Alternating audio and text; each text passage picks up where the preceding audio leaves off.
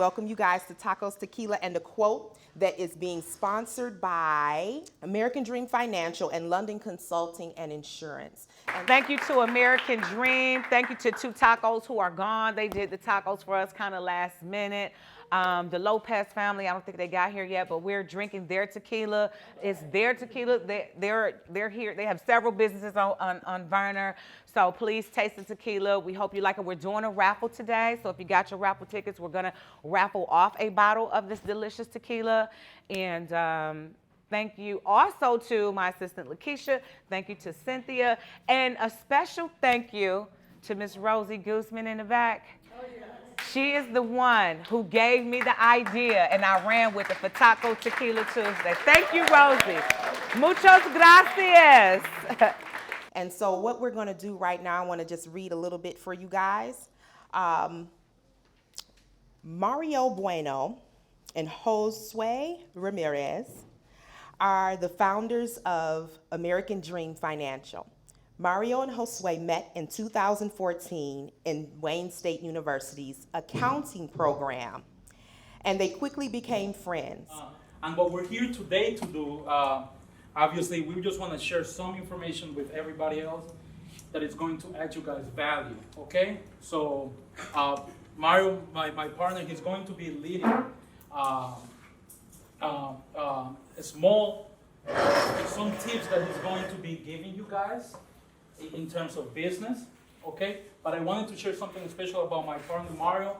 The first time that I met him back in 2014, I guess, I did not speak one word of English. And then when I met him, he was the only one trying to speak Spanish. So he didn't speak Spanish, but he was trying to speak Spanish.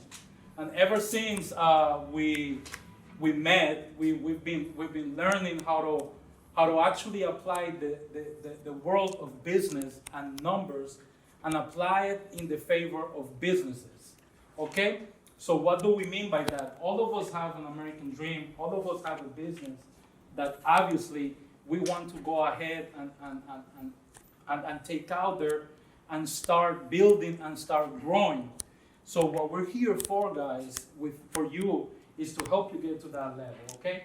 So right now, I'm gonna actually give my space to my friend Mario to share some of the words as well. Okay? Thank you so much. Yeah.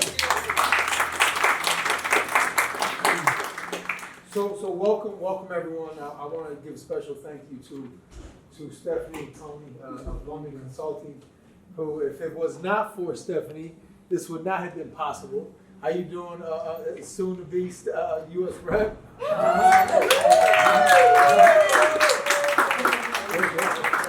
We went ahead and took the floor real quick to give you a little breather. We got some tacos, and I know you don't partake in tequila, but we got some tacos and popcorn. You said I don't do what? Okay. So without Stephanie, it wouldn't have been possible. I'll be honest with you. There's a real reason why I firmly believe women are the strongest.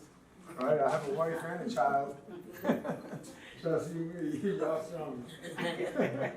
So we'll give it up for a single mom working a business, growing, being the living representation of what her daughter can become one day, and more, right? So it's funny. It's a funny thing because I started reading free reading accounting books because in another book, in an investment book, it said it was the language of business.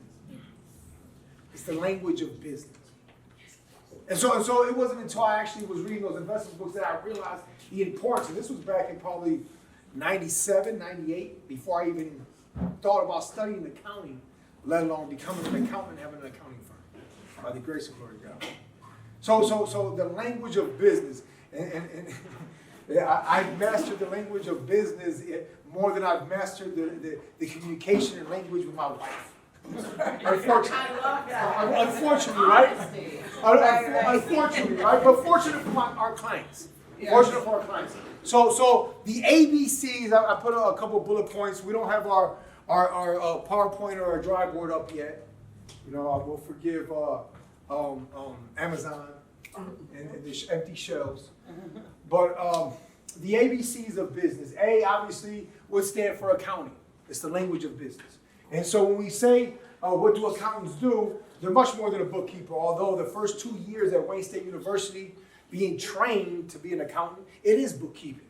So guess what? Newsflash: your bookkeeper better be your accountant. That's my advice to you. Not an H&R Block that closes the day after tax season. All right. Right? It better be. So accountants, what do? They take information, however trustworthy. They take information, right? We take it, we organize it, and then we put it in an organized fashion to where it makes a statement. Hence, financial statements. So it's making a statement. The question is, what kind of statement is it making if you're a business owner? What is it communicating, and who's it communicating to? If you're a nonprofit, guess what? It's communicating to third parties, institutions that give grants to nonprofits. It's going to communicate something to them, right? Your financial statements will. Your 990 tax filing will give a story. If you are seeking a business loan or a mortgage, guess what? Your financial, God bless you, your profit and loss on your Schedule C of your 1040 will be making a statement.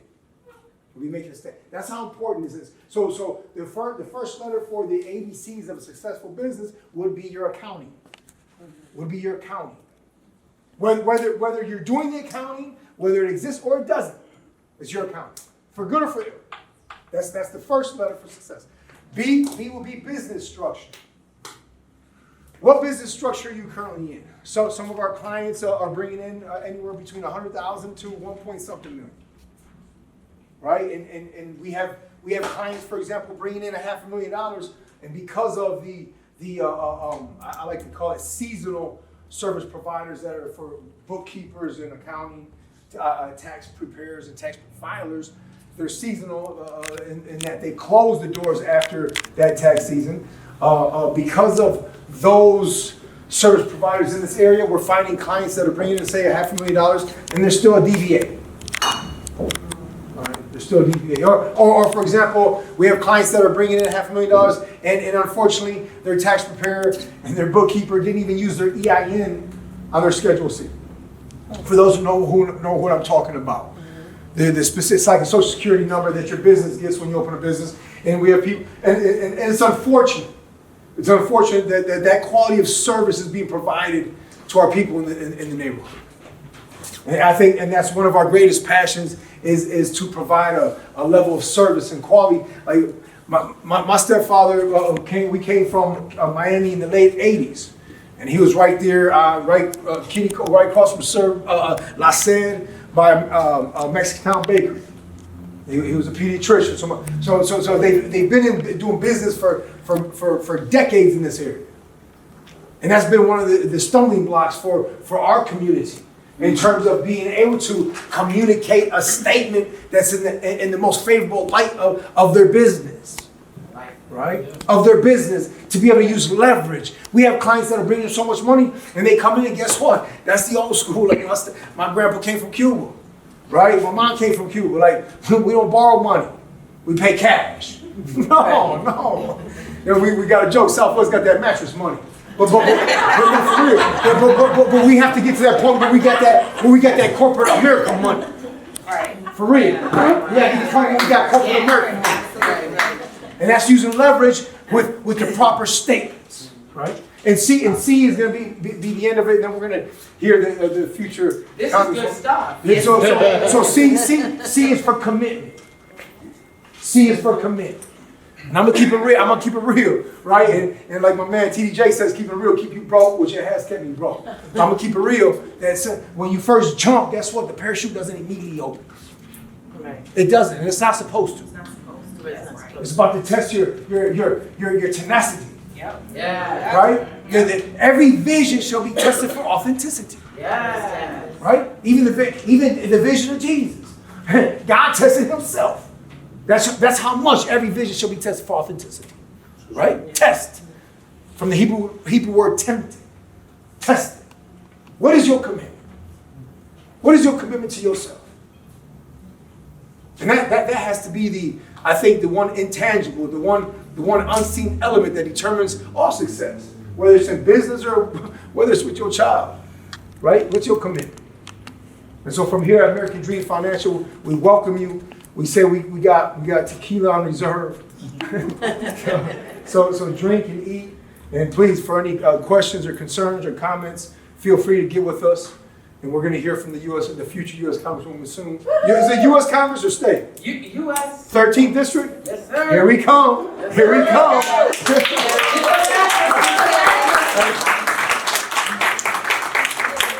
Always nice, good nuggets and things I can take home with me, right? Okay, so now our keynote speaker, I want to just give you guys a little bit of background about her, which I'm sure you all are familiar with her.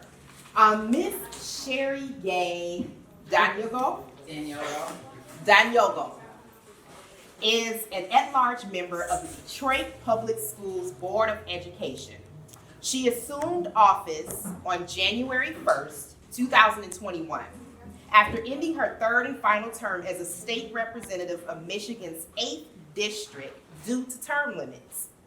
As a state rep, Ms. Sherry GAY-DAGNOGO was the first woman to serve as chair of the Michigan Legislative Detroit Caucus, 2017 through 2020, and the first urban education advisory chair.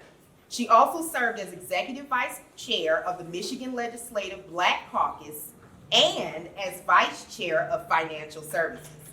Additionally, she served on the House Insurance and Families, Children, and Seniors Committee. GAY-DAGNOGO is an educational leader who earned a Bachelor of Science in Education and a Master of Education in Instructional Technology from Wayne State University in Detroit. Yes. She drew from her experience as a Detroit Public School science teacher to lead the 2010-2012 Kindergarten Readiness Initiative Program in partnership with the Great Start Collaborative, UCLA, United Way of Southeast Michigan, and Kresge, Kellogg, and Skillman Foundations. Community members and lawmakers alike have honored her with numerous awards, including the Michigan Democratic Black Caucus Annette Rainwater Grassroots Organizing Award, the John Conyers Trailblazers Award, the Michigan Chronicle Women of Excellence Award, the Legal Aid Defenders Association Award, and recently nominated for the Wade McCree Justice Award, just for example.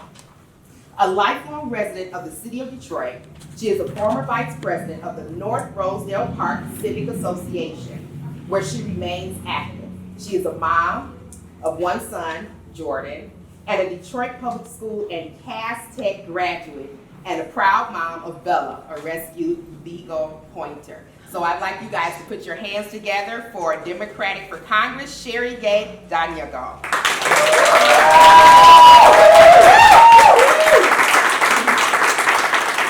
Good evening, brothers and sisters. Good evening. You know what? I am so excited, and more than anything, I'm grateful to the intentionality and the divine purpose and the will of God. Amen.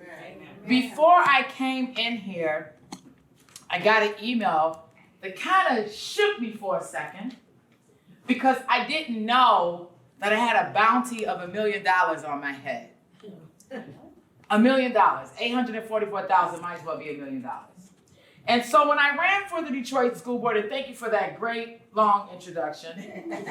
When I ran for the Detroit School Board, it was a long shot because it was the first time I had ever ran outside of my district. I had served on the northwest side of Detroit, and there was a block of former members that were running, and they were supported by a pack of public and dark money. And at the end of the day, they had close to $500,000, and I was counting, trying to get to 90,000 just for a free opportunity to serve on the school board, because as a former Detroit Public Schools science teacher, as an educator who's committed to children learning, as a mother with a son who graduated from DPS, and when he graduated, I felt like I graduated because of the learning challenges he had. because of being born on the Northwest Side on Burlingame and Dexter, Parker Elementary, Winter Halter Middle School, Redford High, dealing with everything I've dealt with. I've seen the impact of poverty. I've seen what a quality education can provide. But I didn't know that when I ran for the school board, because teachers asked me to, that I would be fighting and kicking and tussling for months against an agenda that did not want somebody like me serving. And why, Sherry, don't they want you serving? Because you talk too much. You say too much. You speak your mind. You probably got a little Latina in you. Because you won't back down. And you won't be quiet. And so I'm appreciative of all of you having me here tonight, because when I read, we're back at that same ballpark again. To know that, okay, she made it through the school board fight by the chin of her chinny chin chin, because while the big dollars were there for the other members, the community was there for me. And I believe that the community is going to be here for me again, but not just me, us. Because this is not my seat alone. This is our seat. And so I looked at the email and I said, wow, that's a lot of money. $844,000 that you're going to sink into media for little old me. Against little old me. Well, big old me. Tall old me. Loud old me. But that's all right, because I've been hitting the pavement since January, because I believe in the American dream for all of us. Right. And so the message that you gave inspired me. And I'm one that when you go to church, it's a call to action, and it's a call and response. And I almost started saying amen. I have to remember, this wasn't just church. But Mario, that word that you said, that any vision is going to be tested. And for a moment, I forgot that. Just a quick second. It's kind of unnerving when you find out that somebody wants to spend almost $1 million to make sure that the voice of the people will not be heard. Now, I know the people don't have necessarily $1 million sitting around, but the people have something that is a lot stronger. It's the power of unity. It's the power of fighting back. It's the tenacity of our respective communities, because we know that when you talk about having legitimate businesses and businesses that can leverage our wealth, not just for ourselves, but for our generation, for years to come, having the paperwork that is necessary. We saw what happened during COVID-19, all of the small businesses that were hurt. And we know, Stephanie, that the small businesses in America helps to employ more people in our nation than really anywhere else. It's the small businesses that are in the community that allows us to thrive and allows any of us to achieve the American dream. But we know that there are barriers there. There are barriers to getting small business loans. And for every household that you might have been the first, see, I'm the first high school and college graduate. And so I started me a little small business, me and my cousin years ago, in one of the flea markets in the community. And you know, in our ignorance, we did not know that you, just because you're able to sell a few socks and a few man ties and a few accessories, that doesn't qualify you automatically for a business loan. There are other things that you have to live up to and to be able to show on paper. And when you're the first one in your family, whether you're from Cuba, Ghana, Puerto Rico, when you're the first one in your family to have to operate in the construct that Mario pointed out today, there are certain criteria that you have to subscribe to in order to be able to get that business loan. No matter how experienced you are, no matter how skilled you are, no matter how audacious your dream is, no matter how good of a business plan you have to subscribe to those elements, as you talked about, having an EIN number, having real books, having a real accountant. And so I'm very grateful that you are providing that financial literacy that is not just about how to save and put your money in the bank. And I'm grateful for financial institutions. Listen, I served 3 terms, 6 years on financial services in Michigan legislature. So I know what it's like to put money in different accounts today. I'm thankful that I got the Public Service Credit Union or the Michigan Credit Union League endorsement for our candidacy. So I'm grateful for financial institutions, but you can't save your way to wealth.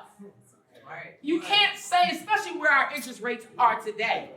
And so if you have a desire and a dream to advance your business, this level of financial literacy is priceless. So thank you for providing this in the heart of Southwest Detroit so that all of our residents can take part and have an opportunity at that American dream. But that's what I'm fighting for. I'm fighting for all of us to have an opportunity to advance our respective dreams and the dreams of our children, and to be able to properly take care of our family, and to push back against the agenda that seeks to continue to incarcerate the African American and the Latino communities, which overpopulate prisons in this country, not just in the state of Michigan, more than any other demographic. And that's not by mistake. No. And so there's an agenda.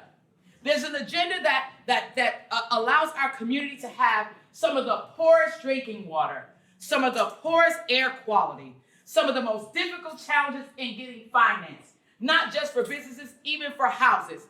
The ownership of housing in this country is abysmal when it comes to Black and brown people. It's unfortunate that we've seen this trend and this trajectory now that it continues to plummet, and yet the rate of homelessness is skyrocketing.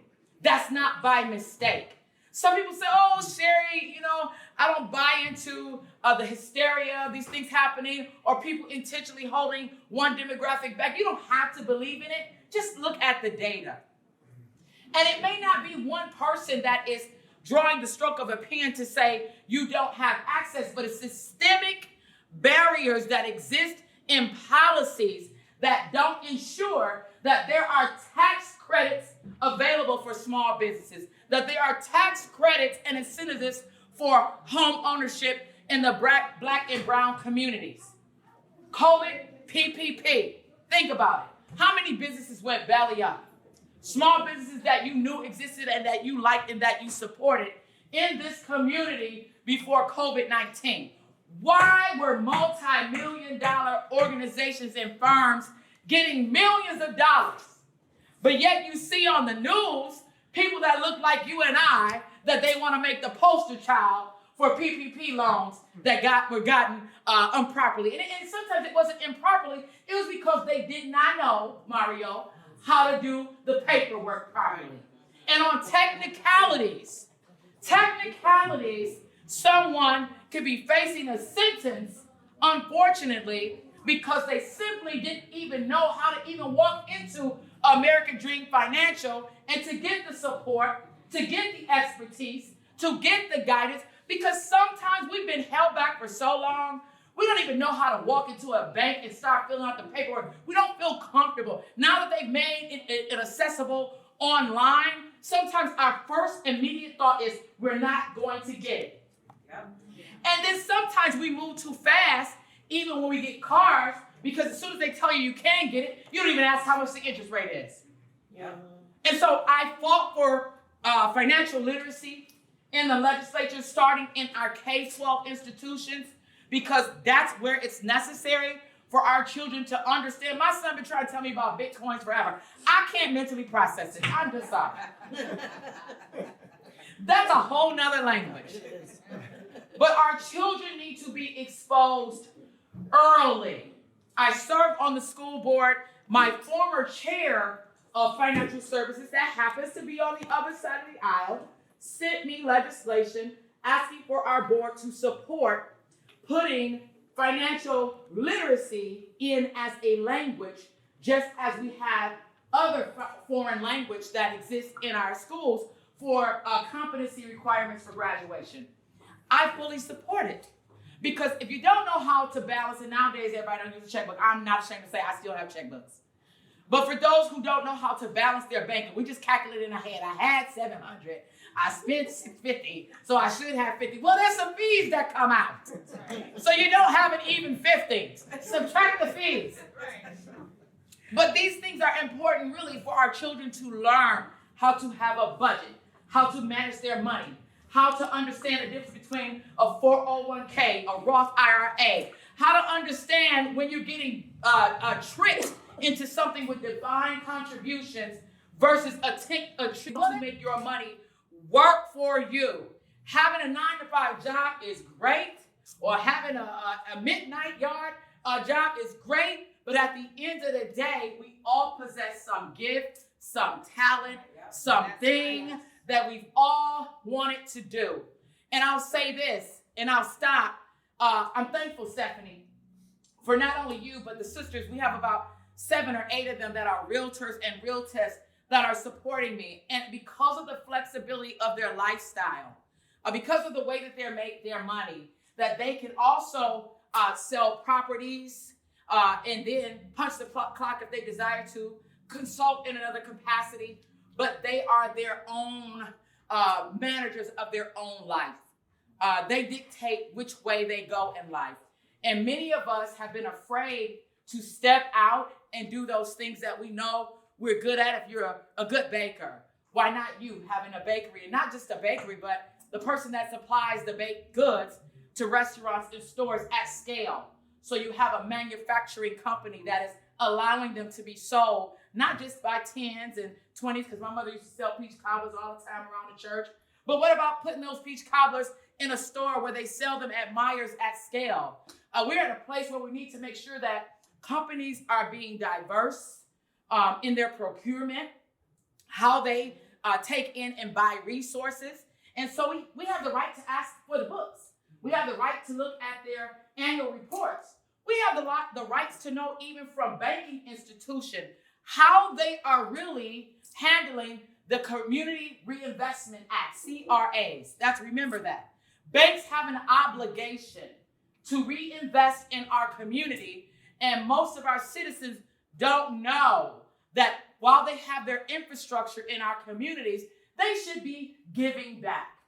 And so we have the ability, when you have leadership that understands that and how to fight for the people, we can walk into the banks and say, let's see the CRA dollars. How have you been reinvesting in this community? What have you provided to LaSed, sis? I know that this exists, and I'm not new to Southwest. I'm coming to ask for your support and your vote, but we started in 2001 hosting science and technology camps where many of your children or your neighbors' children participated in our tech camps, because back then my biggest fear as a science teacher and someone with a master's in instructional technology was the next glass ceiling would be our children not being able to use the technology that we see today, and now it's even more explosive. And so I'm thankful for the love that I've experienced these last 6 months in Southwest.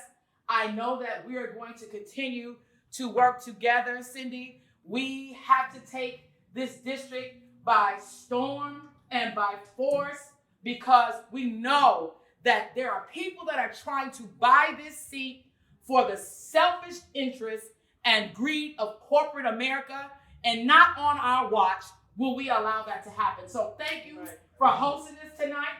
Tacos, tequilas, and talks or quotes. But I'm so honored to be with you. I want to talk one-on-one with you, but we got about 34 days. 34 days to make sure that every resident in this community understand, vamos con Sherry. Vamos con Sherry. Vamos con Sherry. We are with Sherry. We are with Sherry. We are with Sherry. Thank you so much for allowing me to stop by.